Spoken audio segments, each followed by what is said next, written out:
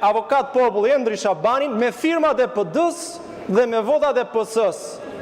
Zoti ministër foli për seriozitetin me cilin e marrin procesin, po për mendimin tim nuk ka gjë më qesharake se sa 2 orë e 20 minuta ku 140 burra dhe gra përfaqësues popullit shqiptar zihen për Endri Shabanin.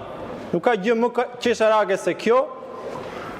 Për një njeri që deri pak muaj më parë binte gjoksi si tribuni i partive të reja, i cili po luftonte kundër sistemit kalbur të vjetër politikës që ka korruptuar dhe vjedhur vendin për vite e vite me radhë, dhe që me sa duket, sot nga kjo sallë do dalim duke me avokat populli Endri Shabanin me firmat e PD-s dhe me votat e PS-s.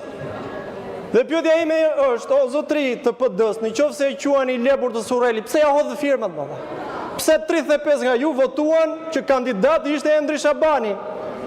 Ndërkohë, pyetja për deputetët e PS-s është, si e ëmbëlsuat Endri Shabani?